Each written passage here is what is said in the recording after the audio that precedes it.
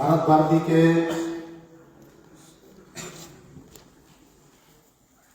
इस वर्ष के दीक्षांत समारोह में मंच पर विराजमान हमारे विद्यालय के प्राचार्य श्री जितेंद्र जी, वरिष्ठ आचार्य और हमारे विद्यालय के व्याख्याता श्री विवेक जम्बाड़े, उपस्थित आचार्य दीदी और प्रिय भैया बहन। अभी मैं अंबाड़े जी से चर्चा कर रहा था तो ये अपने विद्यालय का 54वां दीक्षांत समारोह है। 59 में अपने विद्यालय प्रारंभ हुआ था और मोटे रूप से 70 में पहला बैच 11वीं का निकला। उस जमाने में 11वीं होती थी, 12वीं।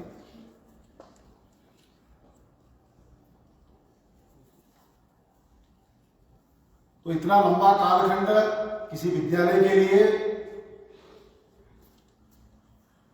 बहुत गर्व और गौरव का विषय है। और इस 6 दशक के 60 वर्ष के कार्यकाल में अनेक विद्यार्थी इस विद्यालय से पढ़ाई करके समाज जीवन और राष्ट्र जीवन में महत्वपूर्ण काम कर रहे हैं। इस विद्यालय के विद्यार्थी उद्योग जगत में है, उद्योगपति है। देश के नामी उद्योगपतियों में उनका नाम है। इस विद्यालय के विद्यार्थी प्रशासनिक सेवाओं में है, उच्च पदों पर है, चिकित्सक है, इंजीनियर है, व्यापारी है, बहुत अच्छे कृषक हैं। समाज के सभी क्षेत्रों में यहां के विद्यार्थी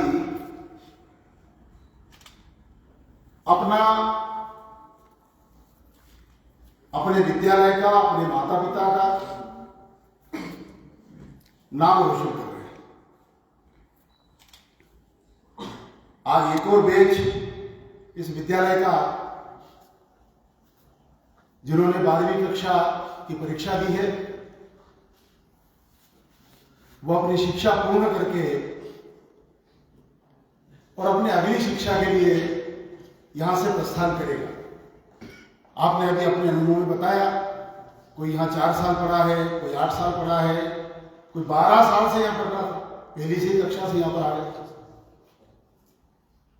और अनुभव भी आप सब लोगों ने अपने अपने बताए हैं। अनुभव में यह भी बताया कि सभी प्रकार की शिक्षा, केवल पढ़ाई नहीं, अंक ज्ञान और भाषा ज्ञान नहीं, तो जीवन का जो व्यावहारिक ज्ञान है वही वास्तव में है और शिक्षा है। स्वामी विवेकानंद जी कहते थे कि शिक्षा वह है जो मनुष्य को अपनी दैनंदिन समस्याओं में से रास्ता दिखा दे, वही शिक्षा है। चुनौतियों का सामना व्यक्ति कर ले, और इसलिए वहां केवल अंक ज्ञान, भाषा ज्ञान काम नहीं आएगा, तो व्यावहारिक शिक्षा और नैतिक शिक्षा भी काम आएगी। और इस दृष्टि से जब हमारे गुरुकुल हुआ करते थे, आज भी गुरुकुल ही है, आधुनिक गुरुकुल है, लेकिन जब वनों के बीच में शिक्षा दी जाती थी, विद्यार्थी अपने ब्रह्मचर्य काल में पढ़ने के लिए जब वहां जाता था, तो उस समय का कई बार मैं किस्सा बताता हूं कि दीक्षांत समारोह वहां भी चल रहा था और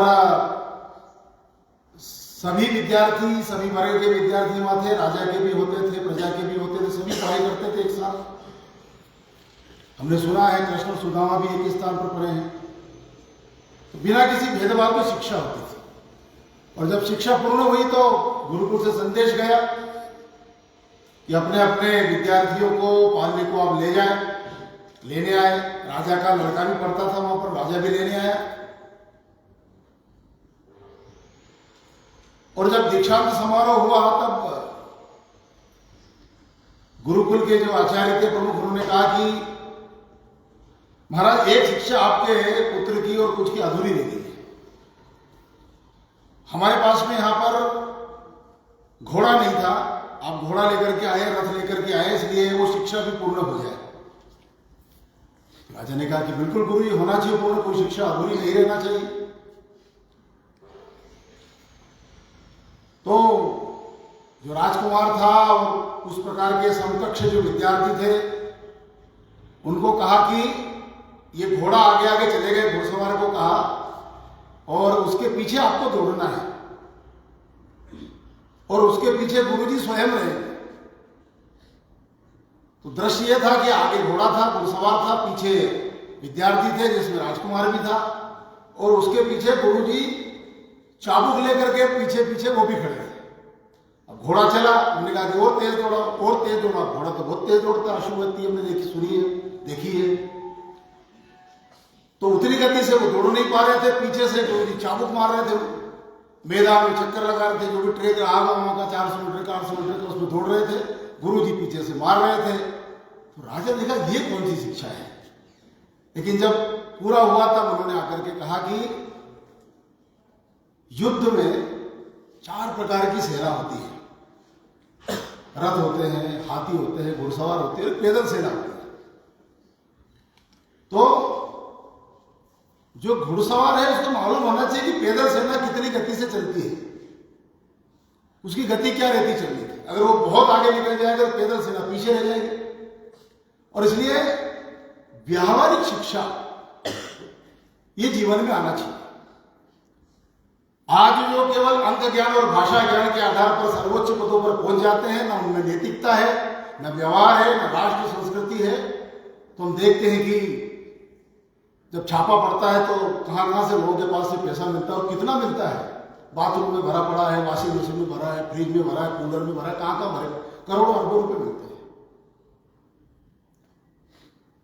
तो जब इस प्रकार की शिक्षा नहीं मिलती है तो फिर सर्वोच्च शिक्षा प्राप्त करने के बाद भी वो किसी अर्थ की नहीं। और इसलिए विद्या भारती ने शिक्षा के साथ साथ में हम जिस राष्ट्र के, हम जिस संस्कृति के उपासक हैं, उसकी शिक्षा भी प्रतिदिन आप देखते होंगे पढ़ाई के अतिरिक्त हमारा कम से कम 1 से 2 घंटा अन्य कार्यों में व्यतीत होता था। और यही आपके जीवन का सबसे बड़ा संस्कार है। शिक्षा तो कहीं भी मिल जाएगी, पढ़ाई के लिए तो हो सकता है इससे भी अच्छे अच्छे स्कूल आपको मिल जाएंगे, लेकिन इस प्रकार का व्यावहारिक ज्ञान ये विद्या भारती के विद्यालयों में मिलता है।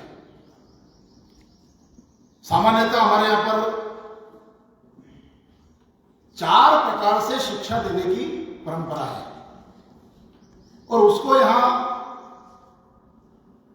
शिशु शिक्षा है, माध्यमिक शिक्षा है, महाविद्यालयीन शिक्षा है, और उसके बाद की शिक्षा है। उसको 4 भागों में बांटा है। तो पहली शिक्षा का नाम है कुक्कुट शिक्षा। कुक्कुट मतलब क्या होता है? कुक्कुट मुर्गी। कुक्कुट शिक्षा, किस प्रकार से मुर्गी अपने अंडों के ऊपर बैठती है, उनको सहती है। तो हमारे यहां की जो शिशु शिक्षा उसी प्रकार की है। बच्चे को बहुत प्रेम से, प्यार से सिर पर हाथ रख करके, उंगली पकड़ करके, अपने बिल्कुल पास में रख करके और शिक्षा दी जाती है। वो जितने आनंदपूर्वक शिक्षा विद्यार्थी की होती है, उतना ही अच्छा उसका और जीवन में आगे बढ़ने का उसका बेस तैयार होता है। और इसलिए कुक्कुट शिक्षा विद्या भारती में शिशु वाटिका के माध्यम से बहुत विशेष ध्यान रखा गया है कि बच्चे की 5 वर्ष तक की, 7 वर्ष तक की शिक्षा किस प्रकार की होना चाहिए। और उसके लिए शिशु वाटिका में विशेष हमारी अलग से, आज तो जो फाउंडेशनल स्टेज जो आ गया है एनईपी का, वो उसी का एक भाग है। और दूसरे प्रकार की शिक्षा जो विद्यार्थी थोड़ा सा बड़ा हो जाता है, तब हमारे यहाँ पर वो शिक्षा का नाम है मत्स्य शिक्षा। आपने समुद्र में पानी में तैरती मछली को देखा होगा। मछली तैरती है, उसके साथ में कौन कौन रहता है? और उसके छोटे छोटे बच्चे साथ में घूमते रहते हैं, साथ में रखती है अपने पीछे। वो जिधर जाती है उधर ही बच्चे जाते हैं। तो अपने साथ में रख करके उंगली पकड़ करके दुनिया दिखाना, पर्यावरण से परिचित कराना, जीव जंतुओं से परिचित कराना, अपनी संस्कृति से परिचित कराना, सबसे परिचित कराना, ये मत्स्य शिक्षा का एक भाग है। पूरा उसको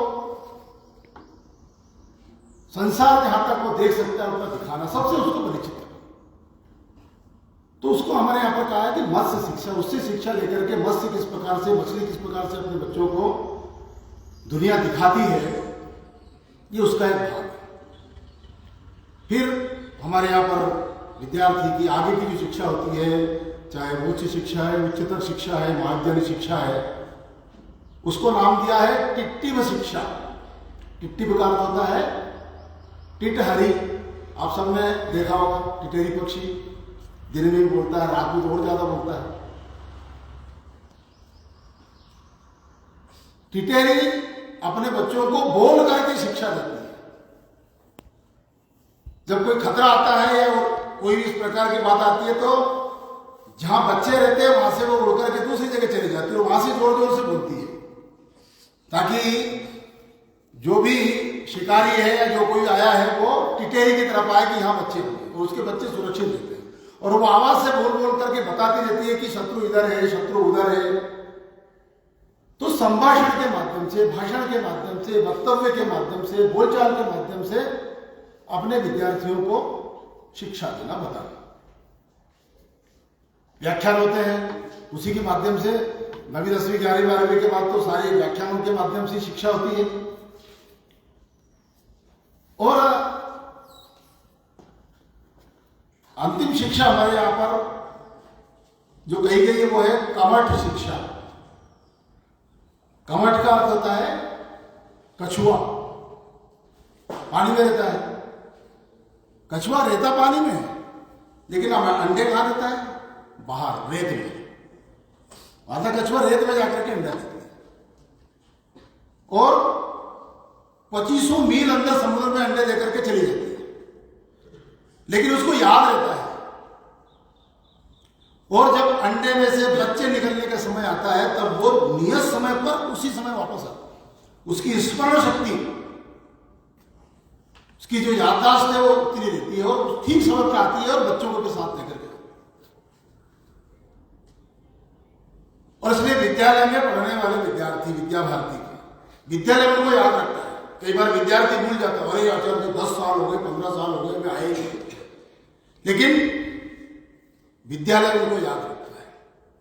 और विद्या भारती में पूर्व छात्र सम्मेलन के आयोजन हर विद्यालय के होते हैं, जिसमें विद्यालय प्रबंधन, आचार्य दीदी अपने पूर्व छात्रों को बुलाते हैं और बीच बीच में उनको याद दिलाते हैं कि हमारे संस्कार क्या है, हमने क्यों शिक्षा प्राप्त की है, उसका हम अपने जीवन में उपयोग कर रहे हैं कि नहीं कर रहे हैं।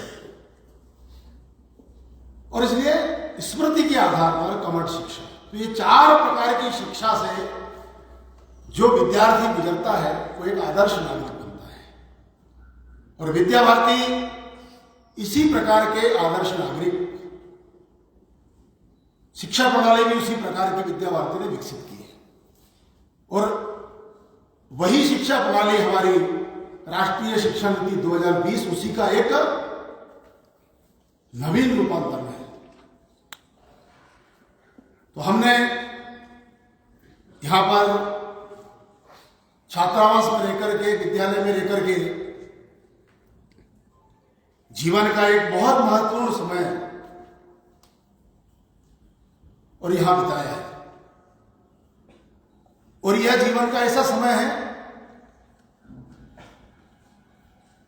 जो एक एक पल उसका याद रहता है। सारी घटनाएं, दुर्घटनाएं सब याद रहती है। इसके बाद आप अनेक प्रकार की शिक्षा प्राप्त करेंगे, कोई अलग अलग क्षेत्रों में जाएंगे। किसने पढ़ाया, कौन शिक्षक था, कौन प्रोफेसर था, बहुत ज्यादा याद नहीं रहता है, लेकिन प्राथमिक माध्यमिक में जिन्होंने हमको शिक्षा दी है वो जीवन भर याद है, क्योंकि उन्होंने हमको जीवन जीने की शिक्षा दी है। आर्ट ऑफ लिविंग हमने यहां से सीखा है, और इसलिए ये हमारे जीवन का एक स्थायी भाव बने। और इसलिए यहां की जो कुछ गतिविधियां हैं, सभी तो नहीं कर पाएंगे, लेकिन कुछ गतिविधियां हम अपने जीवन में नियमित रूप से सम्मिलित करें। जैसे प्रातःकाल ब्रह्म मुहूर्त में उठना, सूर्योदय के पूर्व अपना बिस्तर छोड़ना, अपनी नित्य और नैमित्तिक क्रियाएं जो है वो उसके पूर्व कर लेना, ये अपने जीवन का एक भाग बनना चाहिए। केवल छात्रावास में था ऐसा नहीं है। आप देखेंगे कि हमारे जीवन के 3 से 4 घंटे ये अपने आप बढ़ जाएंगे। बाकी समाज के लोग जब उठ करके आएंगे तब तक हम अपना आधा काम कर चुके होंगे, और इसलिए हमारे जीवन का एक स्थायी भाग है। फिर प्रातःकाल हम जो यहाँ पर योगासन, व्यायाम, प्राणायाम करते हैं, ये स्वस्थ जीवन के लिए बहुत आवश्यक है, और इसलिए ये भी हमारे जीवन का एक नियमित रूप से एक भाग बने। 15 मिनट, आधा घंटा, 1 घंटा जब भी कर सकते हैं। कुछ नहीं कर सके तो सूर्य नमस्कार ही कर सकते हैं, कभी भी समय निकाल करके और व्यायाम करना। और जहां तक उम्र हमारी खेलने की है तब तक खेलने का भी हमारे जीवन में स्थायी रूप से कोई ना कोई समय हम निर्धारित करें, सुबह का या शाम का। और इसके साथ में जो एक और विद्यालय की स्थायी बात है वो स्वाध्याय। हम लाइब्रेरी में जाकर के कोई ना कोई पुस्तक पढ़ते थे, ये भी हमारे जीवन का एक भाग है।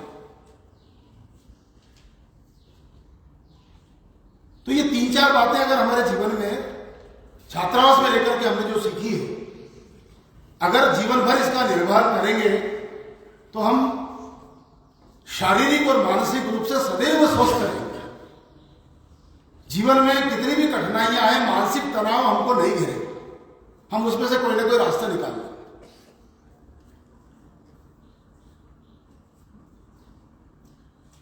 तो इसको यहां जाने के बाद भी हम बड़े बड़े महाविद्यालयों में जाएंगे, महानगरों में जाएंगे, लेकिन ये हमारे जीवन का हिस्सा बने, इसका विशेष रूप से हम जानें।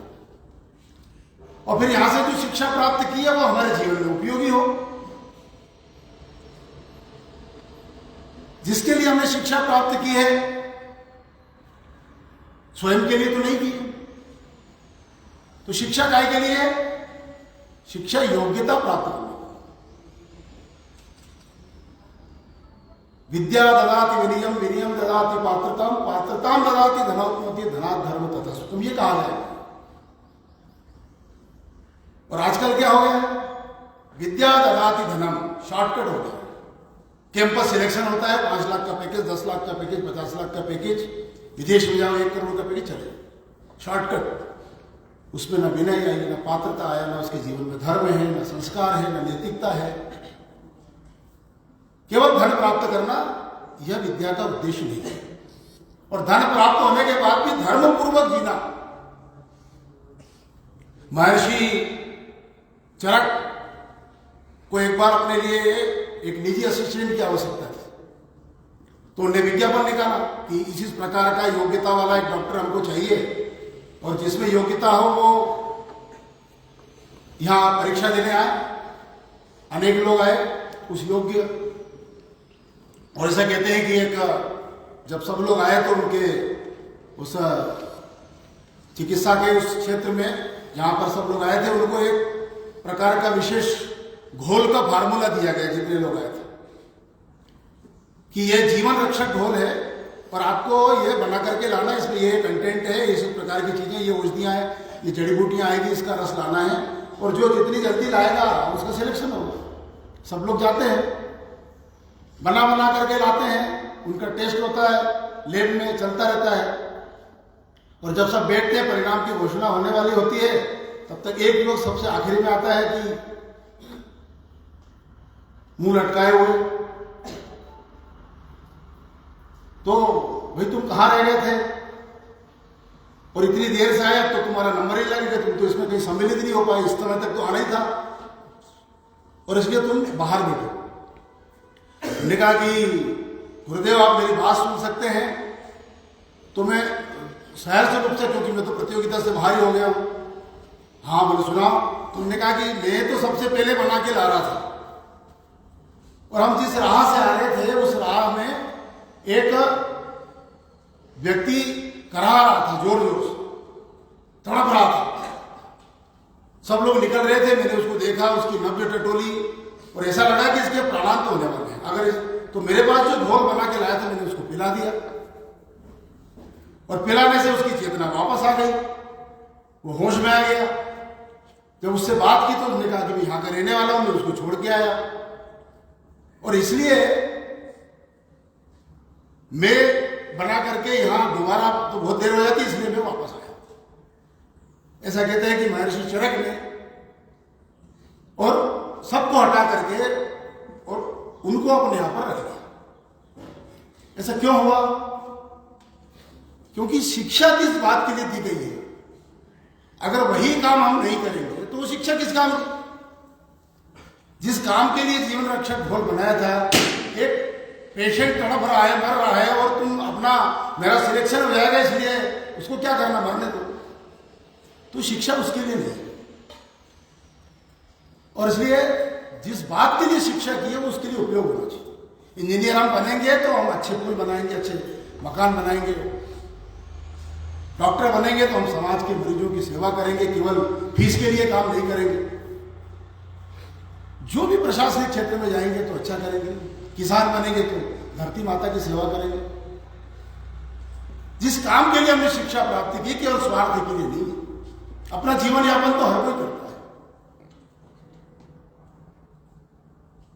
और इसलिए विद्या भारती के विद्यार्थी, भारत भारती के विद्यार्थी सारे देश भर में अपने संस्कारों के कारण जाने जाते हैं।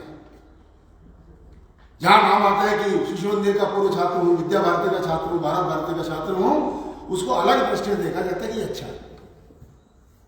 और इसलिए हम जहां भी जाएंगे और हम जैसा व्यवहार करेंगे, अगर उससे दाएं बाएं जरा सा भी व्यवहार हुआ तो समाज का कोई व्यक्ति हमको टोक देगा, देखो भाई कैसा कर रहे हो तुम लोग, तुम तो शिशु मंदिर के विद्यार्थी हो, भारत भारती के रहे हो। ऐसा थोड़ी होता है। तो समाज भी हमको जानता है, और इस दृष्टि से आप अपने जीवन में सफल हो, यश प्राप्त करें। भारत भारती का परिवार आपके मार्गदर्शन के लिए सदैव उपलब्ध है। आप कभी भी आ सकते हैं। जीवन में कहीं भी कठिनाइयां आए तो आप अपने विद्यालय को याद कीजिए। आपको कोई ना कोई राह उसमें से मिलेगी। मैं आप सबको, 12वीं के विद्यार्थियों को बहुत बहुत शुभकामनाएं देता हूं भावी जीवन के लिए। आप 12वीं की परीक्षा में अच्छे अंकों से उत्तीर्ण हो। आगे की शिक्षा के लिए आपको बहुत अच्छा कॉलेज मिले, बहुत अच्छे संस्थान मिले, अच्छे शिक्षक मिले, और आप अपने माता पिता की जो इच्छाएं हैं उसको पूर्ण कर सके। जीवन में आपने अपने लिए जो सपने देखे होंगे वो पूर्ण कर सके, और साथ में भारत भारती और विद्या भारती के जो संस्कार है वो जीवन भर आपके साथ रहे। इन शुभकामनाओं के साथ में आप सबको बहुत बहुत बधाइयां। धन्यवाद।